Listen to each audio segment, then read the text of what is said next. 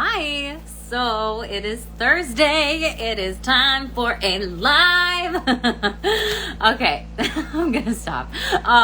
So I am super duper, I always say that, super duper excited a little bit about today's live because I'm gonna be joined by a pelvic pain physical therapist that works in Minneapolis. And so I'm super stoked because as a sex therapist, we need to make sure that we work together on a bunch of different things.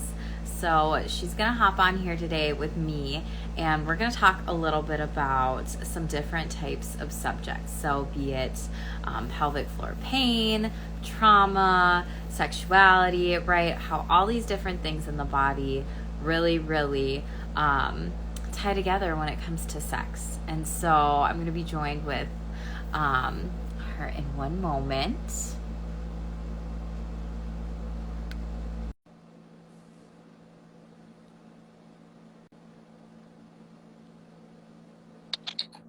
Hi, Annie. How are you? Jackie, oh, Good. I'm doing well, thanks. I want you to introduce yourself for folks that are tuning in or who might watch the live replay. I'm super stoked that we're going to kind of join our forces together and talk a little bit about some different types of things. So, yeah, share with everybody that's joining a little bit about you, your work, your Instagram handle, your website, all that jazz. sure. So my name's Annie Frazier, and I've been a doctor of physical therapy for 9 years now. So I used to work just in like a corporate setting and just doing regular orthopedic. And then I ended up getting my orthopedic manual therapy certification. So that's kind of when I started to be a little bit more of a hands-on therapist rather than just, straightforward exercises and things like that. And touch kind of became more of an integral part of my treatment. Then I also got my certification in lymphedema treatment. And then about 5 years ago, I got into pelvic floor rehab, which is kind of where I really fell in love with that. And I did a lot of pelvic floor rehab at my last job. And then kind of as I was working and just kind of in that setting, I just realized that I wanted to go on my own so I could really do what I wanted with it and be able to spend more time with patients and just make it what it needs to be for me and to treat better for myself. So I started my own practice. It's called Core Revival Rehabilitation, and it's right by Loring Park. And it's just me, and it's in actually this old, like, renovated mansion, and there's a lot of other healthcare practitioners, acupuncturists, psychologists. So it's a really cool setting, and it's been wonderful, and yeah, I'm really enjoying it. That's awesome. Yeah. And it's so true. Like starting your own business, you're able to give that much more better client or patient care and be able to spend the time with them that then they need, they deserve, they're wanting, right? When sometimes it might be like, go, go, go, go, go. We may be like rushing, like if we're working at another place. And when it's our business, it's our call. So that's cool to be able to hear like what you're doing, how you're doing it.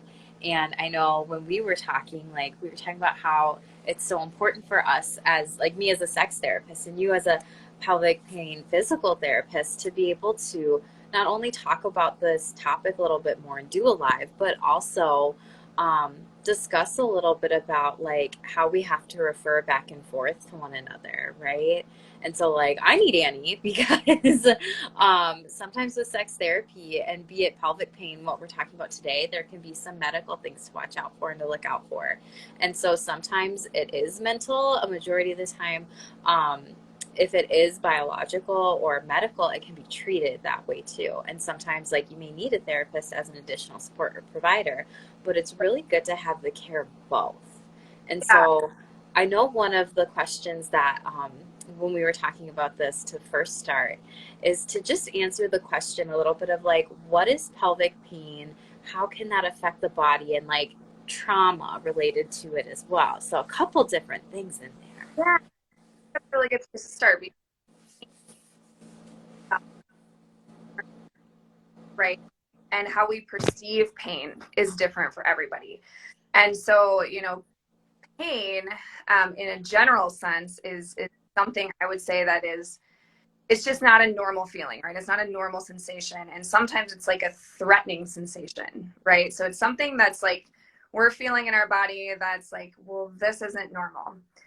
And so what happens is, we get that stimulus, it goes to our brain, and then our brain actually has an emotional response to that pain stimulus, right? And so depending on what you've been through in your life, that emotional response can be different for everybody, and especially in such a personal area, So I think just talking about how.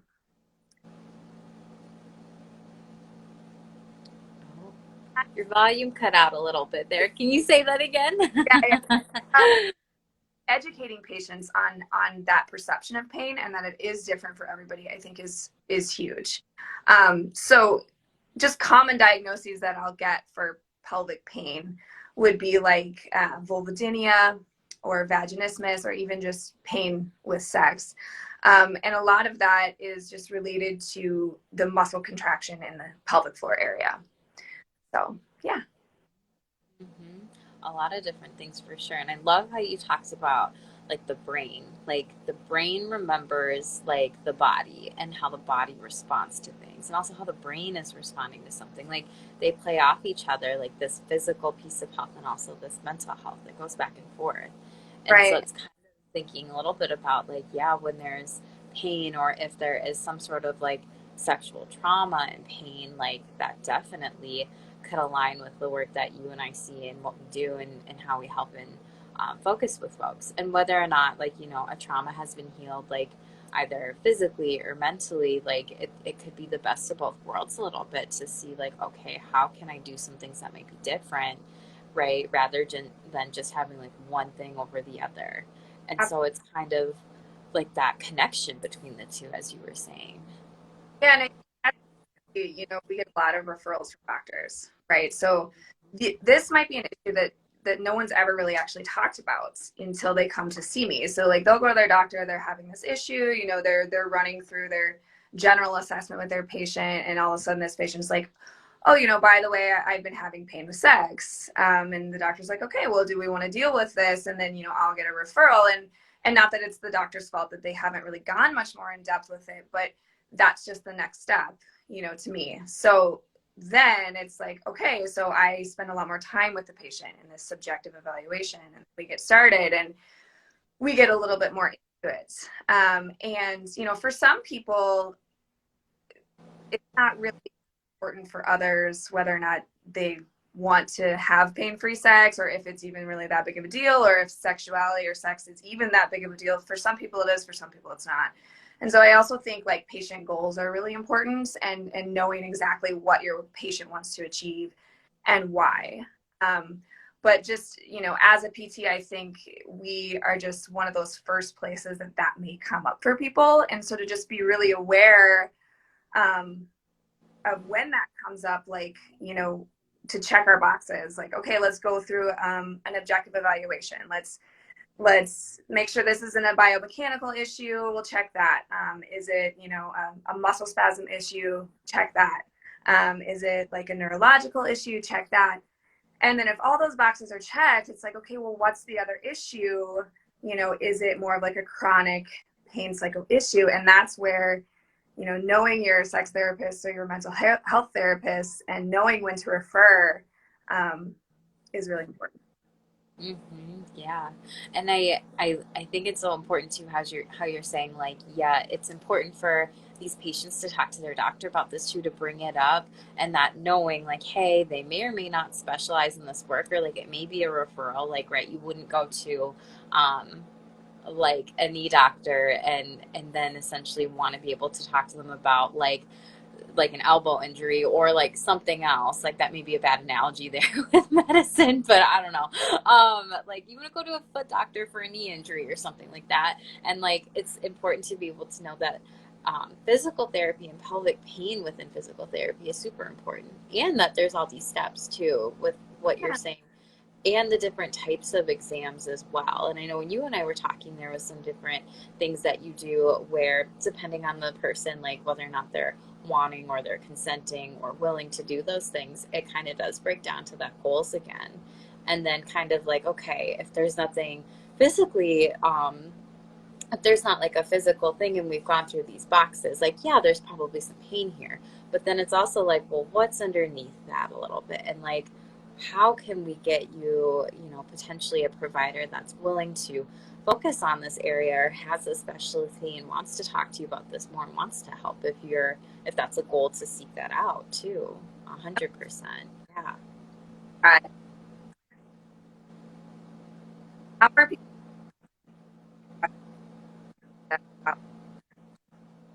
Can you say that again? It's cutting in and out. I don't know why. Yay, technology. Yeah, one of the important things that I really look at is just how people are responding to those questions, you know, ask them about sex. Or do they get really anxious about it? Do they not want to talk about it? Or, you know, do they see sex as maybe more of like an obligation or an expectation rather than really wanting it for themselves? And so is there like an anxiety component going into sex for them? Because I think the anxiety component can add that stimulation of the muscle contraction in the pelvic floor area, because it's our autonomic nervous system that gets kind of triggered into that fight or flight response from the anxiety that then causes that contraction in the pelvic floor. And then once you get into having that constant contraction, you can get into kind of a chronic pain cycle where you have that stimulus there. You're getting pain now because you have a chronic contraction. Then it goes back to the brain. You're getting a stimulus, and then it's just like a repetitive cycle. And so that contraction and that pain can just stay there. And so some people, you know, they'll have pain with sex. Some people will just have pain all the time, and it can be different for everybody. So.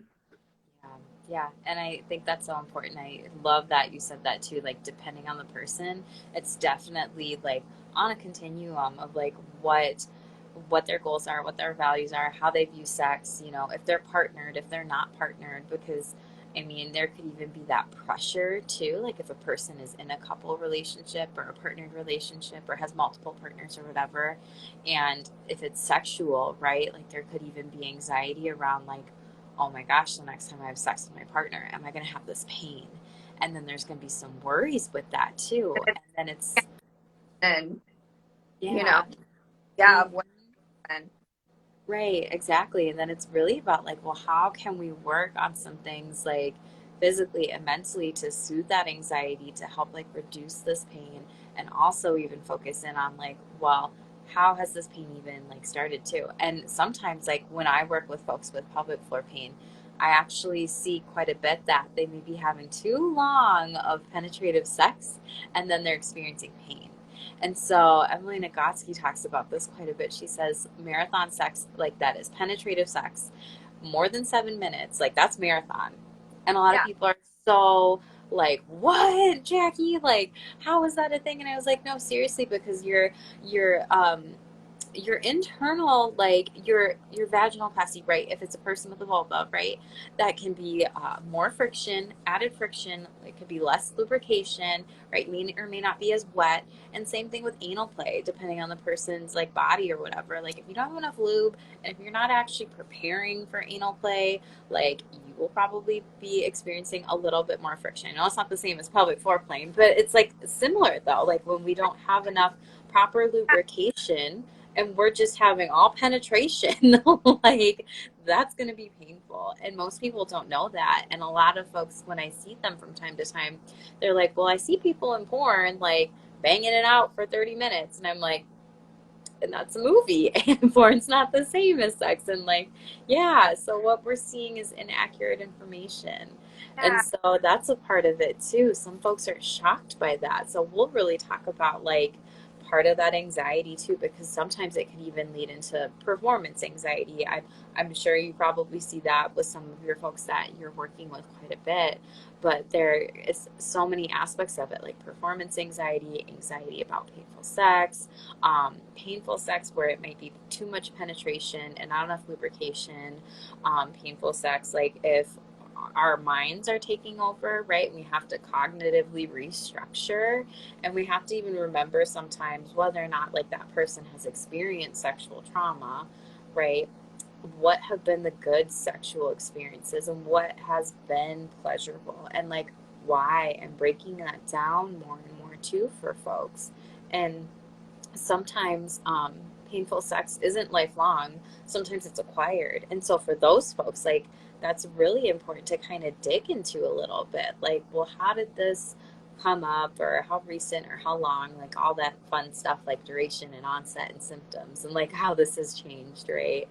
And just breaking it down piece by piece a little bit, and just slowing anxiety the fuck down a little bit too with all of this. So yeah, I think um that was definitely, yeah, I can hear you. Can you hear me? Yeah. Okay, I was gonna say, am I cutting out?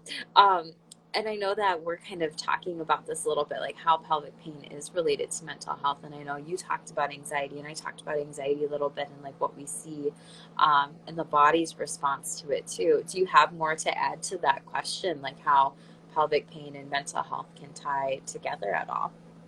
Yeah. So I think just like what you were saying, it goes back to just a lot of the expectations that our society puts on us, and just how we view ourselves as sexual beings and what we need to do in the bed to meet those societal expectations or those cultural expectations, and how we do, um, sex just from those things. But I think one of the best things as a PT that I can give is just that for like anatomical education, because ultimately it changes from person to person a bit, but ultimately it really is the same. I mean, even between males and females, and non-gender conforming people, it really is the same.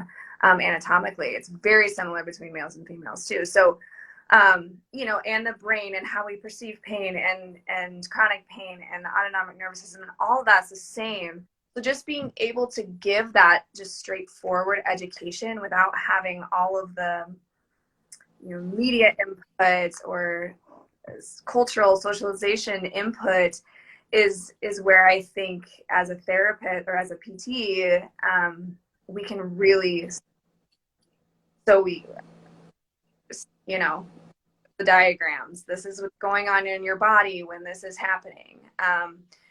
Also, just giving just straight positional ideas. Is it again like a biomechanical thing? Let's try some positional things. Is it just how you're sensing pleasure in your body? That's different from person to person as well, and how to be more mindful about that as well. I think some people don't know how to feel good too.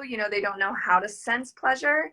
So working, sometimes we don't even go internally with a patient at all, period. If that's something that gives you anxiety and you never want to go there with me, we don't have to. We can do just mindfulness techniques, breathing techniques, positional techniques, and education. And oftentimes for some people, that's it. So again, it just kind of Mm-hmm. checking those boxes and making sure as a physical therapist, I'm doing everything I can anatomically, biomechanically, functionally, and giving patients the education there. And then if, they're still dealing with issues, then talking to them about going to, a mental health or a sex therapist, is that if that's something they're interested in, and Mm-hmm. never pushing people to do something they don't want to do Yeah. as well. Yeah. Absolutely. And definitely, like, there's a book that came out recently called Better Sex Through Mindfulness, and it's all research based, like brand new research that's come out within the last year, I think. I'm looking at my bookshelf because I'm like, I haven't read it yet, but it's there. And I've heard it's got some very, very wonderful things. And like, I've just kind of skimmed it and flipped it through a little bit, like, okay, I just want to read up on this quick, or I want to look up on this quick, right? Like between sessions. Um, and that's one of the things with painful sex. Yeah, like as you're saying that, that's how I will really work with a lot of my couples the majority of the time when it is pelvic floor um, pain, right? That they're coming to see me for. And better sex through mindfulness is a way to do that because it's kind of like, how do we even, like you said, sense pain versus pleasure? And depending on the person too, what's interesting, right? Like if I have, because I work with BDSM kink population 2 community, and sometimes pain is pleasure for some folks, like maybe some spanking or maybe some paddling or maybe some flogging. And so it's also talking a little bit about, well, how do we, like you said, slow down a little bit, notice those sensations in our body, and even just be with them. And sometimes, too, if it is that couple dynamic, right? Like I'll take partner A, like let's say they're the person experiencing the pain and the anxiety. We'll talk about, well, how can we soothe this prior to you like having sex with your partner if that's where it's even going to go, right? Right. And then we'll have to do some of that work more one-on-one intensively, but it seems to always work. Like it always works. It always helps. And I think some folks um, are just shocked by it. And then we'll do some other things in therapy, like some sensate focus, where we're basically kind of making a plan every single week for this couple to be together and slow down. Like whether that be with your clothes on for 1 week or clothes off for the next week, and then like nothing penetration wise the following week, and like having a timer. And then we're going through these questions afterwards and checking in with our partner when it comes to like pain, sensation, all these different things. And that can really be helpful to use to treat with pelvic floor pain with folks that I see, and also like when folks are seeing me for orgasm difficulties. They may be like, we want you to help us with orgasm. Like we need to know a little bit more about this, right? And so I think with mindfulness, it's so fascinating and so interesting how that plays into both of our works and how it can really come together when we're working with these folks and people that may be experiencing that pain to just slow down a little bit and let's enjoy this. Um, and I know we kind of talked a little bit about like how it can be important to have the aspects of like, a team or a care team with this, right? If a person wants that, like the person wants therapist and physical therapist or whatever, um, that can definitely be something that we support them on, right? And one of the things that I was thinking about as you were saying this, I'm going to lose the question as I'm talking out loud with it. Friday brain on a Thursday. um, fuck, what was my question? um, we were talking about mindfulness. I'll think of it. It'll come back. It's going to come back. Happens. It's always weird to look at yourself. Yeah. Right. Oh my goodness. Well, Um, talk a little bit about like, just being a PT and kind of that trauma aspect too, in a little bit more of a different, like let's say you've been in a really traumatic experience with sex, and this is the first time that you've been in a room with somebody and you're talking about those things, and then we're going through this kind of assessment or this internal assessment where someone is in that area, and they're feeling around in that area, and they're palpating, and this might be one of the first times that you've experienced that happening like in more of a safe space. And I think just being as a PT, being able to give somebody like a safe space when we're talking about pelvic floor and when we're working on the pelvic floor is really important as well. And I think making sure you're putting your patient in complete control of your session as well, so that they have control in that area again, and mhm. Mhm. Yeah, and that's the comfort of it too, like not saying like there's going to be any force with this, but this is a safe space where you can come and talk to me as your provider about sex, sexuality, pain, trauma, and make sure that we are just having this space where you can come and have that safety first, where you don't feel afraid to come and talk to me about anything that might be going on. That's and I definitely think important. we'll do like OPT, like we're gonna be immediately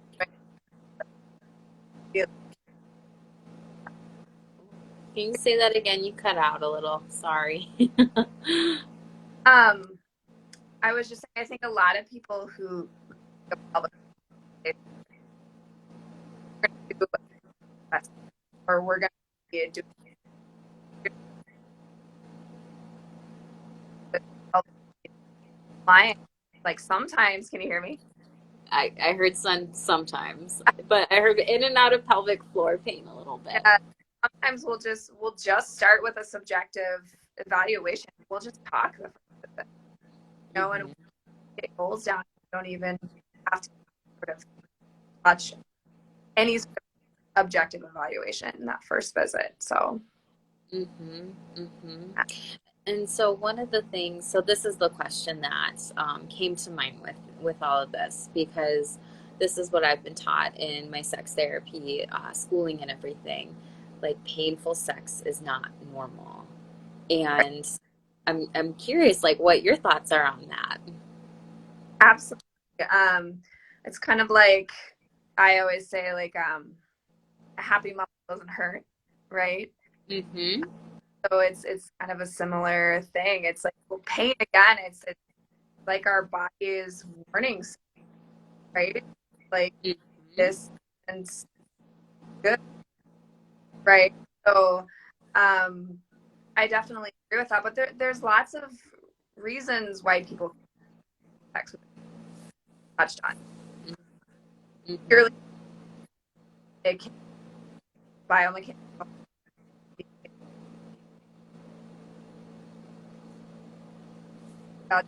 What was the last part? Can be biomechanical and it can be wit. Component.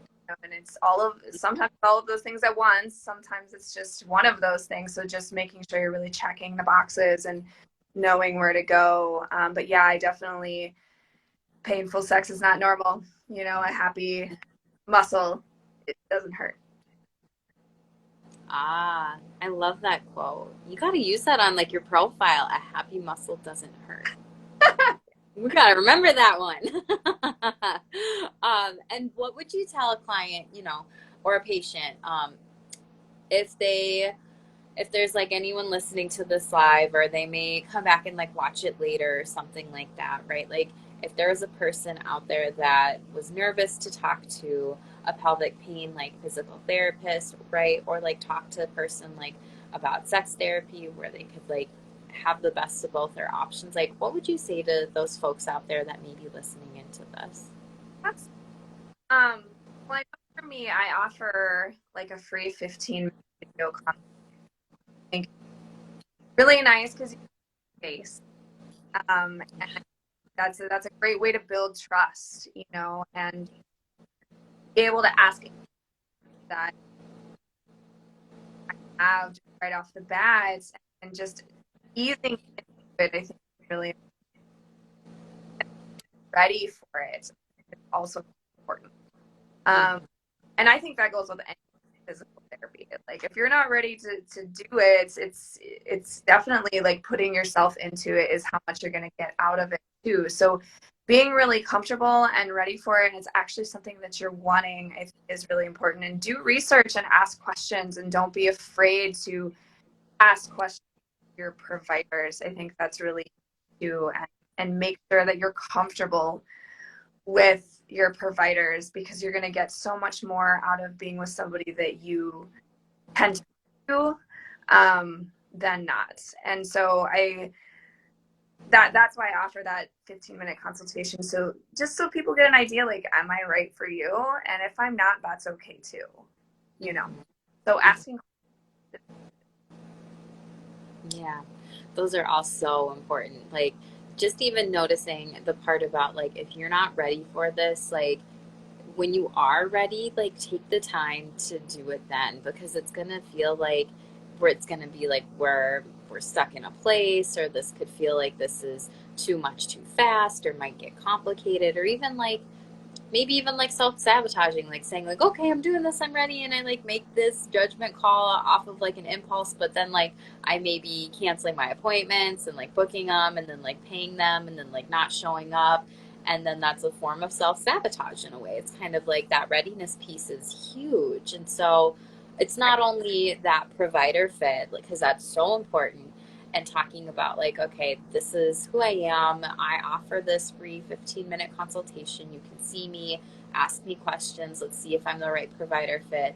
And also, if I'm not the right provider fit, fine, tell me that versus like feeling like you have to spin your wheels to go and then find a different provider, because it's easier to just be like, hey Jackie, like you cuss way too much in fucking therapy, and I want somebody that keeps it a little bit classier than that. Not so sassy, but I want a classy therapist. Who would you recommend that doesn't cuss as much, right? Or may have some sort of modality that you don't do as much. And I'm more than happy to help folks with that. Like find a provider where it's like, hey, I can't, if I can't necessarily see you and you want to see someone else, like let's break up and I hope you have a better relationship with your next provider therapist, because if that relationship isn't there either, then like how much and how willing is that progress going to be too, and that readiness? It's like 50% of it is that relationship, which is so important in our fields of just helping and Right. being there with our clients and And patients. yeah, and going back on the, the thing you said about emails, or missed appointments or whatever, I've had people appointments, Mm. So you'll have people email you they got missed appointments, and then you'll say like, I'm sorry, something. That's what I got. Can you hear me now? Yeah. Okay. So yeah, you said, we were talking about being ready for it. And I've had people miss appointments and then email me and just be like, I'm so sorry, I missed that appointment. Um, and I just think as a provider, just making sure that you're aware of that anxiety, and that sometimes like just talking to patients, just emailing back with them, and being like, hey, it's okay. Like, here's more education on why that's okay. Or, and why being ready for something is for important to healing. Mm-hmm. Yep. And Absolutely. people on that. So yeah. Absolutely. Yeah. And especially if it's like their first time seeing like a physical therapist and they're working on Totally. pelvic pain, right? Or even just a therapist in general. Some people are like, holy shit, I have to go talk to someone I don't know and spill my life story. Like, how is anybody ready for that? Like, if they feel forced into it or what, or something like that, right? Like, all these different components that could go with it, or just anxiety. Like I want things to change, but I'm nervous about it. And Uh, sometimes that might be um, and there may be those clients and patients out there where it's like, yes, I am nervous and I do have anxiety about this. And like my provider's at least checking in with me in the moment of our sessions with that. And that can even just be so healing and helpful too. Um, like even though I might be scared, and you know what, I'm still going to do this for me because it's going to benefit in the long run, and I'm going to show up and it's going to get that much easier every time. yeah. And change takes time, and baby steps are important. So, um, even just having the idea of wanting to do something is a step forward. So, Absolutely. You gotta remember that one too for your page in your profile. You got so many like quotes coming out of this live today. You're gonna have to watch the replay because there's so many good ones. oh, So we got through all of our questions and everything like that that we had planned for this live. And so I just want to ask you if there's anything that we missed at the end. If you, as like a physical therapist, like I typically ask folks, like, what's your mental health mantra, or like, what's your quote? Like for you, like, do you have a kind of mantra that you really like to be able to tell patients out there? yeah. I mean, I think I kind of already touched on some of that. It's just, be yourself, and believe in yourself, and you have the power to heal yourself. And sometimes it's just about getting a little bit of help here and there for someone to allow you to believe in yourself again. And we all go through those times. Nobody is better than anybody else, and no provider is better than any patient. And we talked about this before. I think a lot of times people get anxiety seeing providers. They're like, oh my God, they know so much more about these things than me, blah, blah, blah, blah. But like, I'm learning things from my patients all the time, just about being a human. And I think I just went to school for this stuff. So, I'm here to tell you what I know, and I'm constantly learning. So I think I'm just here to give you tools, and I'm constantly learning new tools. And we're working together. And I believe in you, you believe in me, and we're doing this together. And I'm here to make you believe in yourself. So, Mm-hmm. That was so good. Yes, all the collaboration, absolutely. Share your website and Instagram handle, so everybody can find you. Go follow her, check out her website, all that jazz. So you share that at the end here as we wrap up. I will. Thanks so much, Jackie. Yeah. Well, no, say your Oh, Instagram and then your website again. I was like, okay, I'll type it in. www.corerevivalrehab.com. And then it's just Core Revival Rehab is my Instagram. So, and then I have a Facebook page too, but I think it's just Core Revival Rehab. So, Core Revival Rehab. Awesome. Well, everybody go follow Annie. Thanks for doing this live with me. Yeah. And for anyone that's watching this, if you think this was helpful and this could help another person out there, send them the replay, like tell them about our pages, have them come check it out. And that's it. So I hope all y'all take care and stay shameless out there, everybody. Goodbye. Bye.